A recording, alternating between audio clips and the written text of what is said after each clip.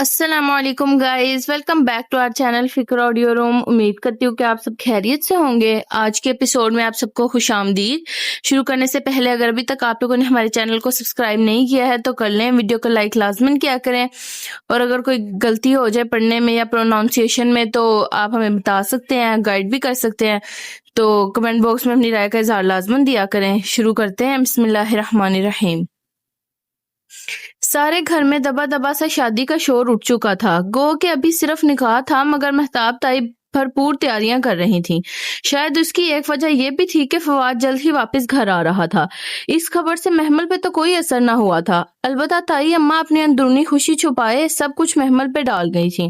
سوچ رہے ہیں تھوڑا سا گہما گہمی والا فنکشن رکھ لیں تاکہ محمل کا دل بہل جائے، ورنہ سچ پوچھو تو مسرت کے جانے کے بعد سے وہ بہت بجھ سی گئی ہے۔ اب ہمارا دل تو نہیں چاہتا کہ شور ہنگامہ ہو، مگر بس محمل اچھا محسوس کرے، اس لیے وہ کسی نہ کسی کو ہر وقت فون پہ وضاحتیں دے رہی ہوتی تھی۔ محمل چپ چاپ کچن میں کام نپٹاتی رہتی جیسے وہ خاموش ماتم کر رہی تھی۔ نمازیں، تسبیحات، دعائیں وہ سب کر رہی تھی۔ ہاں، مسجد وہ ابھی نہیں جا رہی تھی۔ مسجد جا کر سکون ملتا تھا، اور فی الحال وہ سکون نہیں چاہتی تھی، وہ صرف اور صرف ماتم چاہتی تھی، مسرت کا یا شاید اپنا، وہ نہیں جانتی تھی۔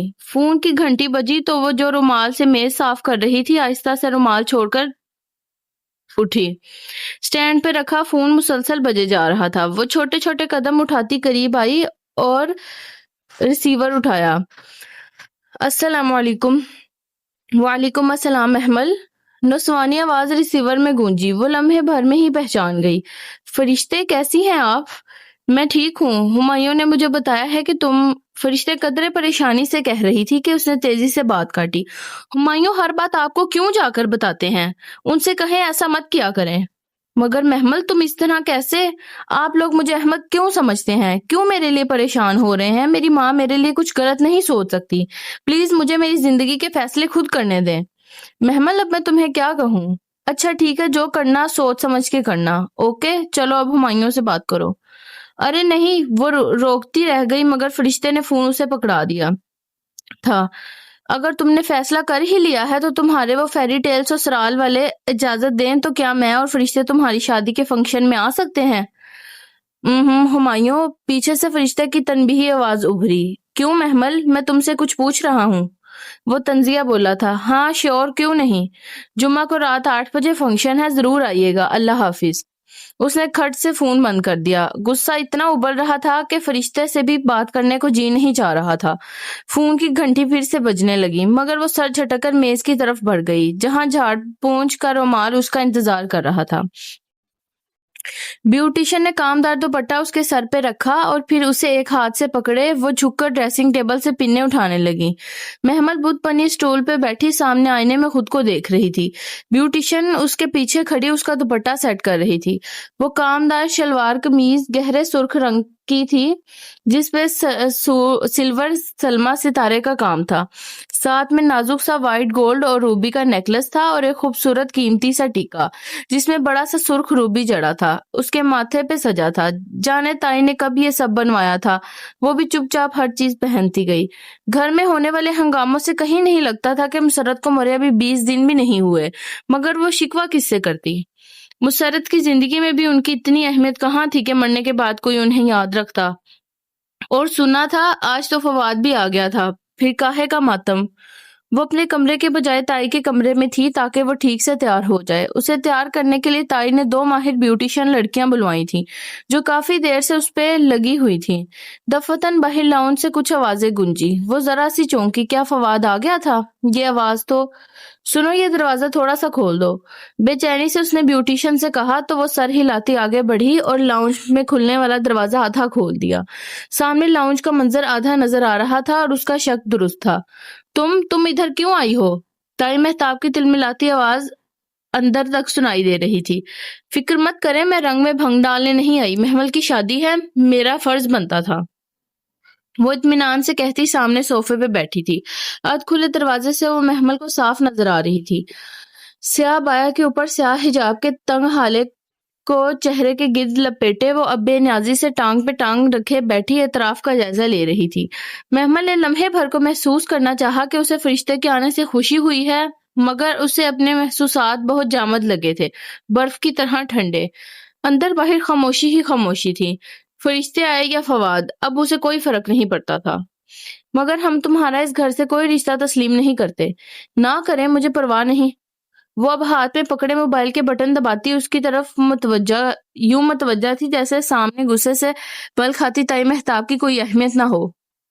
فرشتے کے پاس موبائل نہیں تھا، وہ شاید ہمایوں کا موبائل لے کر آئی تھی۔ دیکھو لڑکی، تمہارا محمل سے کوئی تعلق نہیں ہے، بہتر ہے کہ تم چلی جاؤ، اس سے پہلے کہ میں گارڈ کو بلواؤں۔ پھر آپ گارڈ کو بلوا لیں، کیونکہ میں تو ایسے جانے والی نہیں۔ سوری۔ تم کیسے نہیں جاؤ گی؟ تمہارا تعلق؟ مسز کریم، میں موبائل پہ بزی ہوں، آپ دیکھ رہی ہیں، مجھے ڈسٹرب مت کریں، اور پلیز محمل کو بلا دیں۔ وہ ٹانگ پہ ٹانگ رکھے بیٹھی موبائل پہ چہرہ جھکائے ہوئے مصروف تھی۔ محمل کے لبوں کو ہلکی سی مسکراہٹ چھو گئی۔ فرشتے بدتمیز یا بدلحاظ نہ تھی، بلکہ وہ اپنے ازلی ٹھنڈے اور باوقار انداز میں تائی کو بہت آرام سے جواب دے رہی تھی۔ البتہ محمل بدتمیزی کر جاتی تھی۔ اسے لگتا تھا وہ کبھی بھی فرشتے کی طرح پر اعتماد اور باوقار نہیں بن سکے گی۔ محمل تم سے نہیں ملے گی، تم جا سکتی ہو۔ آغا جان کی آواز پہ موبائل پہ مصروف فرشتے نے چونک کر سر اٹھایا۔ وہ سامنے سے چلے آ رہے تھے، کلف لگے شلوار قمیض میں ملبوس، کمر پہ ہاتھ باندھے وہ غیظ و غضب کی تصویر بنے ہوئے تھے۔ السلام علیکم کریم چچا۔ وہ موبائل رکھ کر اٹھ کھڑی ہوئی، چہرے پہ عزل اعتماد اور سکون تھا۔ فرشتے، تم یہاں سے جا سکتی ہو، آپ مجھے نکال سکتے ہیں؟ وہ ذرا سا مسکرائی۔ آپ کو لگتا ہے کریم چچا کہ آپ مجھے نکال سکتے ہیں؟ میں نے کہا یہاں سے جاؤ۔ وہ ایک دم غصے سے دھاڑے تھے۔ میں بھی اتنا ہی اونچا چیخ سکتی ہوں، مگر میں ایسا نہیں کروں گی۔ میں یہاں یہ کرنے نہیں آئی، میں صرف محمل سے ملنے آئی ہوں۔ وہ سینے پہ ہاتھ باندھے پر اعتماد سی ان کے سامنے کھڑی تھی۔ لاؤنج میں سب اکٹھے ہونے لگے تھے۔ لڑکیاں ایک طرف کھڑی لائن سی اشاروں میں ایک دوسرے سے پوچھ رہی تھی۔ اسد چچا، غفران چچا، فضا چچی اور نائمہ چچی بھی وہیں آ گئی تھیں۔ حسن بھی شور سن کر سیڑھیوں سے اتر آیا تھا۔ لاؤنج کے بیچوں بیچ آغا جان کے سامنے کھڑی وہ دراز قد سیاہ بایا والی لڑکی کون تھی؟ بہت سی آنکھوں میں سوال تھا۔ تمہارا محمل سے کوئی تعلق نہیں ہے، وہ تم سے نہیں ملے گی، سنا تم نے؟ آپ یہی بات محمل کو بلوا کر پوچھ لیں نا کریم چچا کہ وہ مجھ سے ملے گی یا نہیں۔ ہم تمہیں نہیں جانتے کہ تم کون ہو، کہاں سے اٹھ کر آ گئی ہو۔ تم فوراً نکل جاؤ ورنہ مجھ سے برا کوئی نہیں ہوگا۔ آغا جان، یہ کون ہے؟ حسن الجھا ہوا آگے بڑھا۔ تم بیچ میں مت بولو۔ انہوں نے پلٹ کر اتنی بری طرح سے جھڑکا کہ حسن خائف سا ہو گیا۔ ہٹو۔ بیوٹیشن کا ہاتھ ہٹا کر وہ اٹھی اور کامدار دوپٹہ سنبھالتی ننگے پاؤں باہر کو لپکی۔ آپ مجھ سے ملنے آئی ہیں؟ لاؤنج کے سرے پہ وہ رک کر بولی تو سب نے چونک کر اس کی طرف دیکھا۔ فرشتے ذرا سا مسکرائی۔ کریم چچا کہہ رہے تھے کہ تم مجھ سے نہیں ملو گی۔ محمل، تم اندر جاؤ۔ تائی مہتاب پر اشارے سے آگے بڑھی۔ آغا جان، تائی اماں، فرشتے کو میں نے خود شادی میں انوائٹ کیا ہے، آپ گھر آئے مہمان کو کیسے نکال سکتے ہیں؟ تم نے؟ تائی مہتاب بھونچکی رہ گئی۔ تم جانتی ہو اسے؟ ہاں، میں انہیں جانتی ہوں۔ اور یہ کیسے نہیں جانتی ہوں گی؟ ان کے اس عاشق کی عزیزہ ہے نا یہ؟ کوئی تمسخرانہ انداز میں کہتا سیڑھیوں سے اتر رہا تھا۔ محمل نے چونک کر گردن اٹھائی۔ وہ فواد تھا، حشاش بشاش، چہرے پہ طنزیہ مسکراہٹ لیے وہ ان کے سامنے آن کھڑا ہوا تھا۔ یہ کون ہے؟ فرشتے نے قدرے ناگواری سے اسے دیکھ کر محمل کو مخاطب کیا۔ یہ اس ملک میں قانون کی بے بسی کا منہ بولتا ثبوت ہیں، جن کو قانون زیادہ دیر تک حراست میں نہیں رکھ سکتا۔ ایک جتاتی نظر فواد پہ ڈال کر اس نے چہرہ موڑ لیا تھا۔ آپ اندر آ جائیں فرشتے، بیٹھ کر بات کرتے ہیں۔ ہرگز نہیں، تائی تیزی سے آگے بڑھی۔ محمل، یہ لڑکی فراڈ ہے، یہ صرف ابراہیم کی جائیداد کے پیچھے ہے۔ وہ تو آپ بھی ہیں مہتاب آنٹی، اور شاید اسی لیے آپ محمل کو بہو بنا رہی ہیں۔ اس نے فرشتے کو کسی سے اتنی درستی سے بات کرتے آج پہلی بار دیکھا تھا، مگر اسے حیرت نہیں ہوئی تھی۔ یہ ہمارے گھر کا معاملہ ہے، تم بیچ میں مت بولو۔ میں بیچ میں بولوں گی، محمل کے لیے میں ضرور بولوں گی۔ وہ پلٹی اور محمل کو دونوں کندھوں سے تھام کر اپنے سامنے کیا۔ محمل، مجھے بتاؤ، ان لوگوں نے تمہارے ساتھ زبردستی کی ہے؟ یہ تمہیں کیوں مجبور کر رہے ہیں اس شادی پہ؟ مجھے کسی نے مجبور نہیں کیا، یہ میرا اپنا فیصلہ ہے، میں اس پہ خوش ہوں۔ فرشتے ایک دم چپ سی رہ گئی، اس کے شانوں پہ اس کے ہاتھ ڈھیلے پڑ گئے۔ سن لیا تم نے، اب جاؤ۔ آغا جان نے استضائیہ سر جھٹکا اور دروازے کی طرف اشارہ کیا، مگر وہ ان کی طرف متوجہ نہ تھی۔ محمل، تم نے اتنا بڑا فیصلہ اکیلے کر لیا؟ وہ دکھ سے اسے دیکھ رہی تھی۔ جب کسی کو اپنا مخلص دوست کہا جاتا ہے تو اپنے دوست کی محبت اور خلوص کے دعوے کیے جاتے ہیں۔ تو اتنے بڑے فیصلوں سے قبل اسے مطلع بھی کیا جاتا ہے۔ میں آپ کو بتانے ہی میں اپنی بات نہیں کر رہی۔ پھر کون؟ وہ چونکی۔ کیا ہمایوں؟ اس کا نام اس نے بہت آہستہ سے لیا تھا۔ وہ مزید اس کے قریب آئی اور اس کی آنکھوں میں دیکھتے دھیرے سے بولی، میں اپنے مصحف کی بات کر رہی ہوں جس کے اتارنے والے سے تم نے سمعنا و اطعنا، ہم نے سنا اور ہم نے اطاعت کی کا وعدہ کیا تھا۔ کیا تم نے اسے بتایا؟ فرشتے؟ وہ بنا پلک جھپکے اسے دیکھ رہی تھی۔ اللہ کو سب پتہ ہے، میں کیا بتاؤں؟ کیا تمہیں دن میں 5 بار اسے اپنی اطاعت کا بتانا نہیں پڑتا؟ پھر اپنے فیصلوں میں تم اسے کیسے بھول سکتی ہو؟ محمل ٹکر ٹکر اس کا چہرہ دیکھنے لگی۔ اس کی سمجھ میں نہیں آ رہا تھا کہ فرشتے کیا کہہ رہی ہے، کیا سمجھانا چاہ رہی ہے۔ مگر میں نے نماز تسبیح کچھ نہیں چھوڑا، میں ساری نمازیں پڑھتی ہوں۔ وہ دونوں بہت مدھم سرگوشیوں میں بات کر رہی تھی۔ لیکن کیا تم نے اس کی سنی؟ اس نے کچھ تو کہا ہوگا تمہارے فیصلے پر۔ فرشتے نے ابھی تک اسے کندھوں سے تھام رکھا تھا اور وہ یکٹک اسے تکے جا رہی تھی۔ محمل، تم اس کی باتیں سنتی تو صحیح، اس سے پوچھتی تو صحیح۔ تم قرآن کھولو اور سورہ مائدہ کا ترجمہ دیکھو۔ اس کی آواز میں تعصب کھل گیا۔ محمل نے ایک جھٹکے سے اس کے ہاتھ اپنے شانوں سے ہٹائے۔ اسے لگا اس سے غلطی ہو گئی ہے۔ میں ابھی آتی ہوں، آپ جائیے گا نہیں؟ وہ کامدار دوپٹے کا پلو انگلیوں سے تھامے ننگے پاؤں بھاگتی ہوئی کمرے کی طرف گئی۔ محترمہ، آپ جا سکتی ہیں۔ فواد نے دروازے کی طرف اشارہ کیا۔ یہ میرے باپ کا گھر ہے، اس میں ٹھہرنے کے لیے مجھے آپ کی اجازت نہیں چاہیے۔ وہ رکھائی سے کہتی صوفے پہ بیٹھی اور پھر سے موبائل اٹھا لیا۔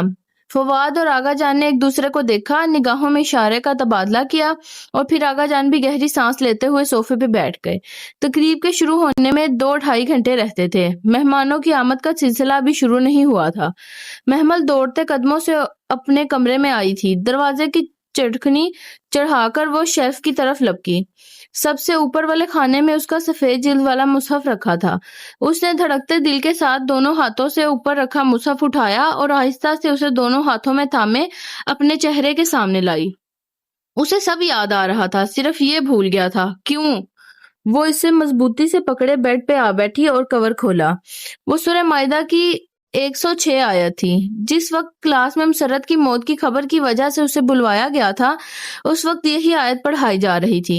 اے ایمان والو، جب تم میں کسی کی موت کا وقت آ جائے اور وہ وصیت کر رہا ہو تو چند الفاظ پڑھ کر ہی اس کا دل بری طرح سے دھڑکا۔ اس نے زور سے پلکیں جھپکیں۔ کیا وہ سب کچھ واقعی ادھر لکھا تھا؟ وصیت، موت کا وقت، وصیت، مسرت نے مرتے وقت وصیت کی تھی تمہارا رشتہ وسیم سے۔ بہت سی آوازیں ذہن میں گڑبڑ ہونے لگیں۔ وہ سر جھٹک کر پھر سے پڑھنے لگی۔ اے لوگو جو ایمان لائے ہو، جب تم میں سے کسی کی موت کا وقت آ جائے اور وہ وصیت کر رہا ہو تو اس کے لیے شہادت کا نصاب یہ ہے کہ تمہاری جماعت میں 2 صاحب عدل آدمی گواہ بنائے جائیں، یا اگر تم سفر کی حالت میں ہو اور وہاں موت کی مصیبت پیش آ جائے تو غیر لوگوں ہی میں سے 2 گواہ لے لیے جائیں۔ پھر اگر ان کی بتائی ہوئی وصیت میں کوئی شک پڑ جائے تو نماز کے بعد دونوں گواہوں کو مسجد میں روک لیا جائے اور وہ قسم کھا کر کہیں کہ ہم کسی فائدے کے عوض شہادت بیچنے والے نہیں ہیں، اور خواہ کوئی ہمارے رشتہ دار ہی کیوں نہ ہو، ہم اس کی رعایت کرنے والے نہیں، اور نہ خدا واسطے کی گواہی کو ہم چھپانے والے ہیں۔ اگر ہم نے ایسا کیا تو گناہ گاروں میں شمار ہوں گے۔ وہ ساکھ سے ان الفاظ کو دیکھ رہی تھی۔ اس کی آنکھیں پتھرا گئی تھی۔ قرآن کو تھامے دونوں ہاتھ بے جان سے ہو گئے تھے۔ کیا وہ سب واقعی یہاں لکھا تھا؟ مگر کیسے؟ وصیت، 2 افراد کی قسم کھا کر گواہی، رشتہ دار، یہ سب تو اس کے ساتھ ہو رہا تھا۔